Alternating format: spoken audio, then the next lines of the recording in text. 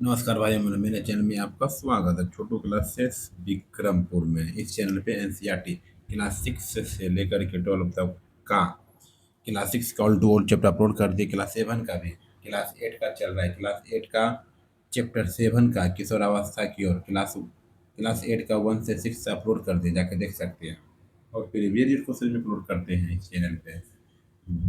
Bihar police का all to all previous question, दरोगा का, एसएससी का अपलोड कर दिए हैं। चलिए पढ़ते हैं। क्लास 8 का अध्याय 7 किशोरावस्था की ओर। एक लड़का जिसकी आयु 9 वर्ष है तथा लंबाई 120 सेंटीमीटर है, वृद्धि काल की समाप्ति पर उसकी अनुमानित लंबाई होगी 160 सेंटीमीटर। क्या होगी? 160 सेंटीमीटर। ठीक है, देख लीजिए। निम्नलिखित कथनों पर विचार कीजिए। शरीर के सभी अंग समान दर से वृद्धि करते हैं, परंतु लगभग 18 वर्ष की आयु तक दोनों अपनी अधिकतम लंबाई प्राप्त कर लेते हैं। अलग अलग व्यक्तियों की लंबाई में वृद्धि की दर भी भिन्न भिन्न होती है। केवल एक सही नहीं है, एक नहीं है और सब सही है। दूसरा सही है। आइए देखिए। प्रारंभ में लड़कियां लड़कों की अपेक्षा अधिक तीव्रता से बढ़ती है, परंतु लगभग 18 वर्ष की आयु तक दोनों अपनी अधिकतम लंबाई प्राप्त कर लेते हैं। अलग अलग व्यक्तियों की लंबाई में वृद्धि की दर भी भिन्न भिन्न होती है। कुछ यौवनावस्था में तीव्र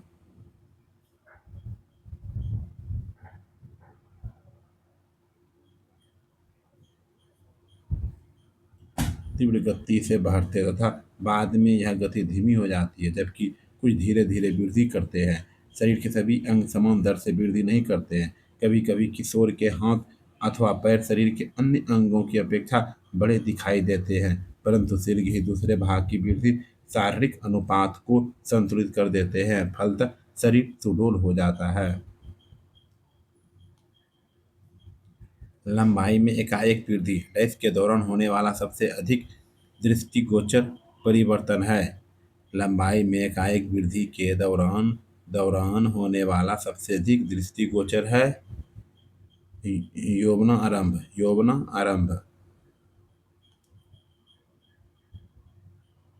लंबाई में एकाएक वृद्धि यौवनारंभ के दौरान होने वाला सबसे अधिक दृष्टिगोचर परिवर्तन है।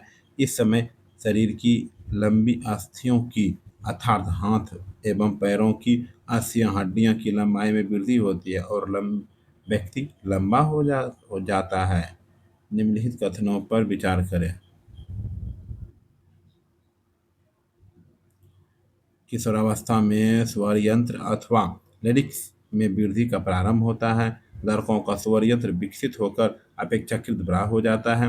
लड़कों में बढ़ते कंठ को गले के बाहर निकले हुए एक भाग के रूप में देखा जा सकता है। कंठमणि कहलाता है। कौन सही नहीं है? कौन सही नहीं है? ए ए पहला नंबर सही नहीं है, दूसरा सही है, ये गलत है।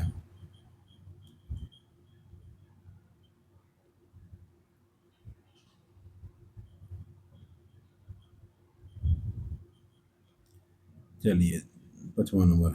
लड़कों में बढ़ते कंठ को गले के बाहर निकले हुए एक भाग के रूप में देखा जा सकता है, जिसे कहा जाता है एडम्स एप्पल। लड़कों में बढ़ते कंठ को गले के बाहर निकले हुए एक भाग के रूप में देखा जा सकता है, जिसे कहते हैं एडम्स एप्पल। Adam's apple.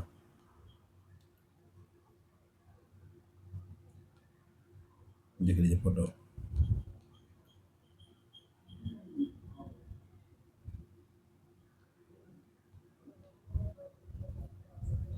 निम्नलिखित कथनों पर विचार कीजिए।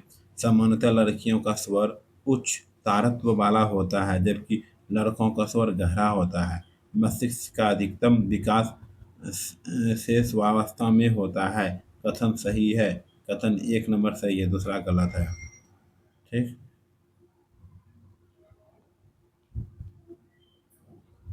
सामान्य लड़कियों का स्वर उच्चतर वाला होता है, जबकि लड़कों का स्वर गहरा होता है। किशोर लड़कों में कभी कभी स्वर यंत्र की पेशियों में अनियंत्रित वृद्धि हो जाती है और आवाज फटने या भरीने लगती है। यह यह स्थिति कुछ दिनों अथवा कुछ सप्ताह तक बनी रह सकती है, जिसके बाद स्वर सामान्य हो जाता है। मस्तिष्क का अधिकतम मस्तिष्क का अधिकतम विकास डैश में होता है, किशोरावस्था में। मस्तिष्क का अधिकतम विकास डैश में होता है, किशोरावस्था में।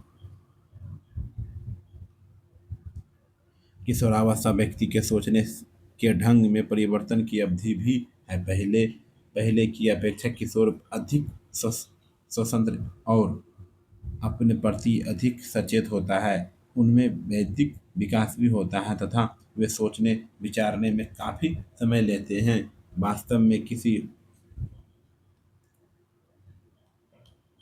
वास्तव में किसी व्यक्ति के जीवन में यह वह समय है जब उनके मस्तिष्क की सीखने की क्षमता सर्वाधिक होती है। कभी कभी यद्यपि किशोर शारीरिक के मानसिक परिवर्तनों के प्रति उस अपने आप को ढालने हेतु प्रयास करता, वह स्वयं को सुरक्षित महसूस करता है, परंतु किशोर होने के नाते आपको समझना चाहिए कि वह सुरक्षित महसूस करने का कोई कारण नहीं है। यह परिवर्तन प्राकृतिक है, जो शारीरिक वृद्धि के कारण उत्पन्न हो रही है।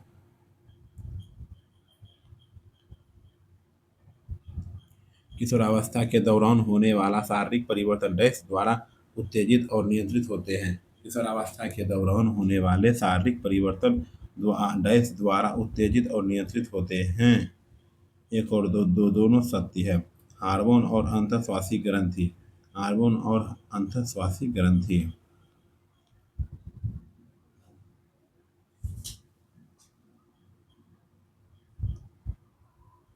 किशोरावस्था में होने वाले परिवर्तन हार्मोन द्वारा नियंत्रित होते हैं।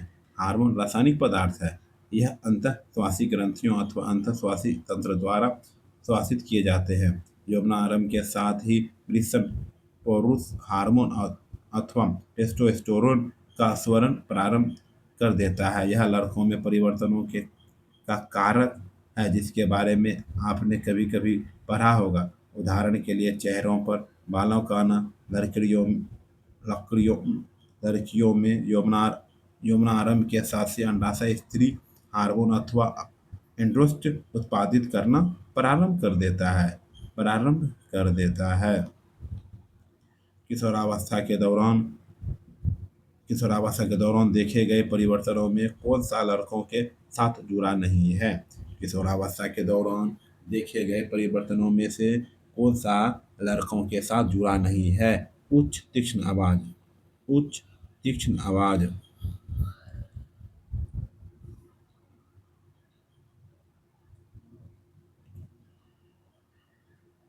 किशोरावस्था के दौरान विकसित द्वितीयक लैंगिक अभिलक्षण डैश होते हैं। लड़का और लड़की में विकसित अभिलक्षणों में अंतर अंतर ठीक है।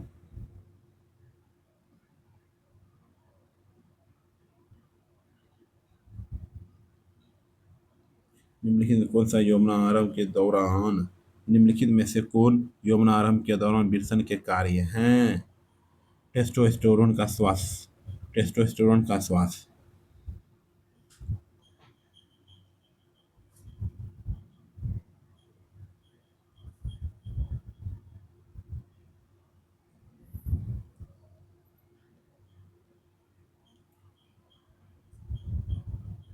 निम्नलिखित में से कौन सा यौवनारंभ के दौरान अंडाशय के कार्य नहीं है? अंडाशय के कार्य नहीं है। टेस्टोस्टेरोन के श्वास।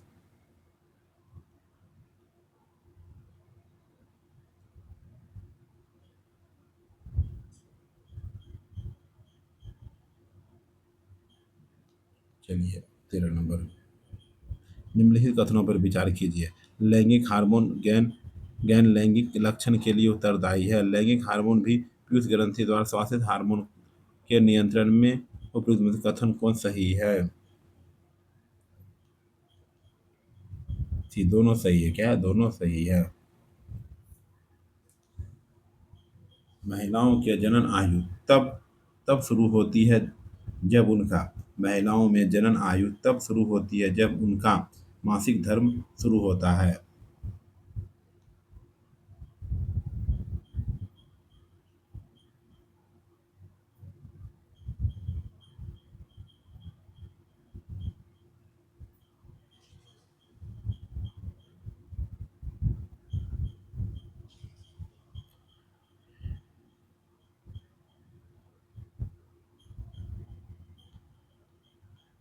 चलिए 15 नंबर पर।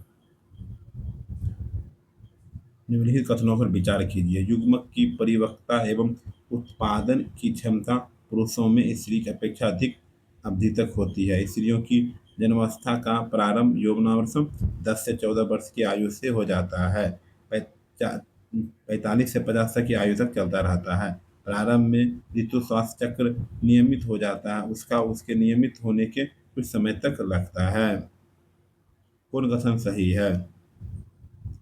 एक और दो कथन सही है, पहला और दूसरा सही है, तीसरा गलत है।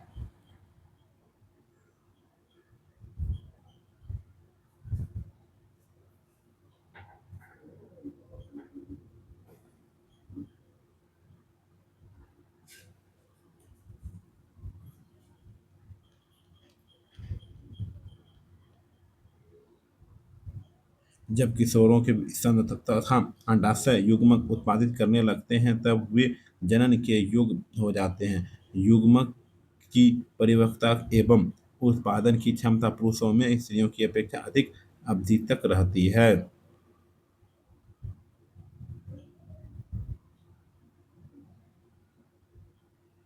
स्त्रियों में जनन अवस्था का प्रारंभ यौवनारंभ 10 से 14 वर्ष की आयु से हो जाता है तथा संबंध 45 से 50 तक की आयु तक चलता रहता है। यौवनारंभ पर अंडाणु परिपक्व होने लगते हैं। प्रारंभ में ऋतुस्राव चक्र अनियमित हो सकता है तथा उसके उसके नियमित होने में कुछ समय लग सकता है। निम्नलिखित कथनों पर विचार कीजिए। जन्म लेने वाले शिशु के लिंग निर्धारण का संदेश होता है। यह संदेश निषेचित अंडाणु में धागे सी संरचना अर्थात गुणसूत्रों में निहित होता है। स्त्री में दो दो एक्स गुणसूत्र होते हैं जबकि पुरुष में एक्स तथा वाई गुणसूत्र होते हैं। कथन सही है। एक और दो दोनों सही है। दोनों सही है, दोनों बात सही है।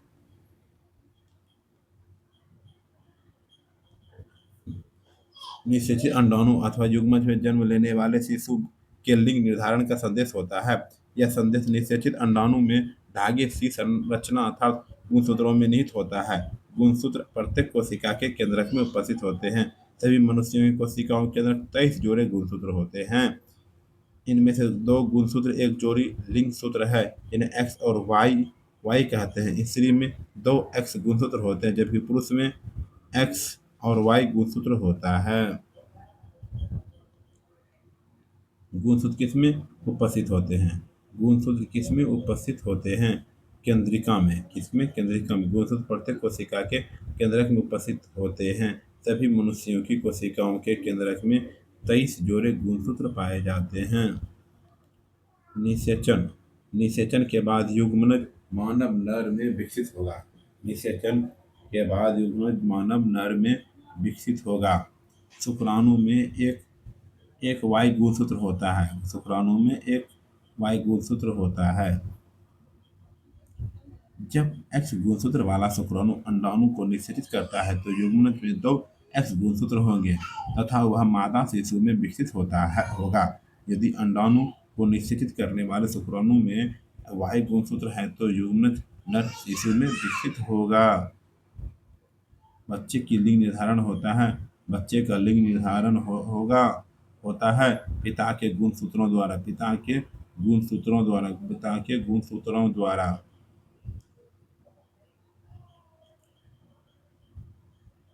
अब आप जान जान गए हैं कि जन्म से पूर्व शिशु के लिंग का निर्धारण उसके पिता के लिंग गुणसूत्रों द्वारा किया जाता है। यह धारणा कि बच्चे के लिंग के लिए उसकी माँ उत्तरदायी है पूर्णतः निराधार एवं अन्याय संगत है। कोई व्यक्ति गाइटर गलगंड नामक व्याधि से ग्रस्त है। इस व्यक्ति की निम्नलिखित में से कौन सी ग्रंथि ठीक तरह से कार्य नहीं कर रही है? थायराइड ग्रंथि। क्या? थायराइड ग्रंथि। शरीर शरीर में किस हार्मोन की कमी से मधुमेह होता है? शरीर में किस हार्मोन की कमी से मधुमेह होता है? Insulin insulin insulin.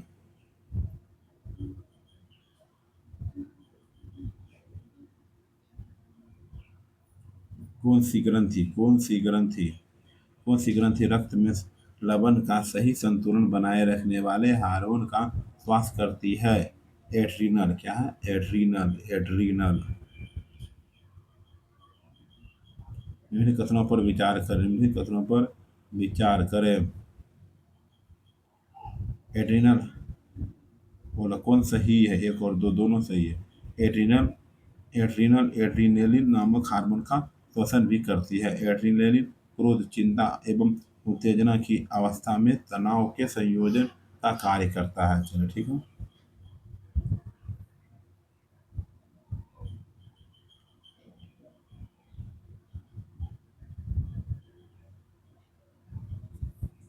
एड्रीनल ग्रंथि ऐसे हार्मोन श्वासित करती है जो रुधिर में नमक की मात्रा को संतुलित करता है। एड्रीनल एड्रीनेलिन नामक हार्मोन का श्वास भी करती है।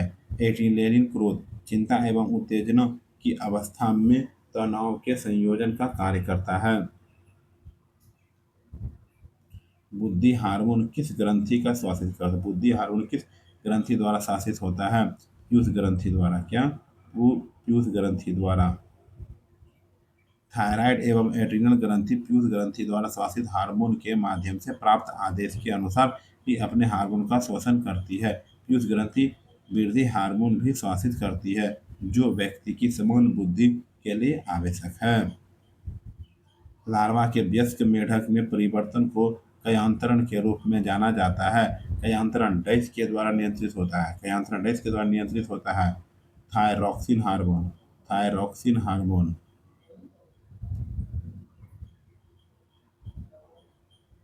टेडपोल को वयस्क मेढक बनने के लिए अनेक चरणों में गुजरना पड़ता है। लार्वा से वयस्क बनने के इस परिवर्तन को कयांतरण कहते हैं। कीटों में कयांतरण का नियंत्रण कीट हार्मोन द्वारा होता है। मेढक में थायराइड द्वारा श्वासित हार्मोन थायराइड इसका नियमन करता है। निम्नलिखित में से कौन सा संतुलित आहार उदाहरण है? सभी है। क्या है? सभी है। किशोरावस्था तीव्र वृद्धि एवं विकास की अवस्था है, अतः किसी भी किशोर को आहार नियोजन अत्यंत सुविधापूर्वक करना चाहिए। आप पढ़ ही चुके हैं कि संतुलित आहार क्या है। स्मरण कीजिए, संतुलित आहार का अर्थ भोजन, प्रोटीन, कार्बोहाइड्रेट, वसा, विटामिन एवं खनिज का पर्याप्त मात्रा का समावेश हमारा हमारा भारतीय भोजन जिसमें रोटी, चावल, दाल एवं सब्जियां होती है एक संतुलित आहार है। दूध अपने आप में संतुलित भोजन है। फल भी हमें पोषण देते हैं। शिशुओं को माँ के दूध में संपूर्ण पोषक मिलता है जिसकी उन्हें जरूरत है। जिसकी उन्हें जरूरत है। कौन सा भोजन तुरंत ऊर्जा देता है? कौन सा भोजन तुरंत ऊर्जा देता है? कार्बोहाइड्रेट से भरपूर भोजन। कार्बोहाइड्रेट से भरपूर भोजन। भोजन में प्रोटीन, कार्बोहाइड्रेट, वसा, विटामिन एवं खनिज पर्याप्त मात्रा में समावेश है। हमारा भारतीय भोजन जिसमें रोटी रोटी, चावल, दाल, सब्जियां होती है एवं संतुलित आहार, दूध अपने आप संतुलित भोजन देता है। फल भी हमें पोषण देता है।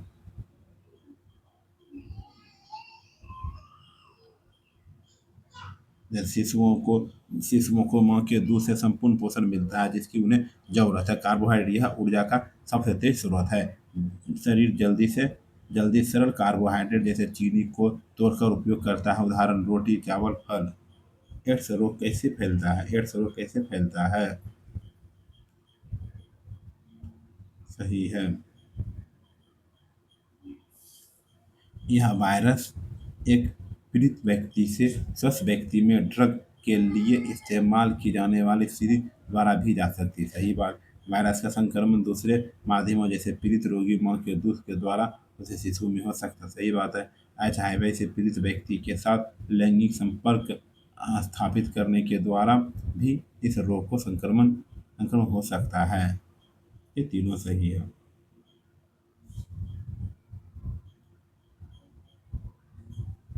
चलिए चैप्टर 7 कंप्लीट। चैप्टर 8 अगले वीडियो में देखेंगे।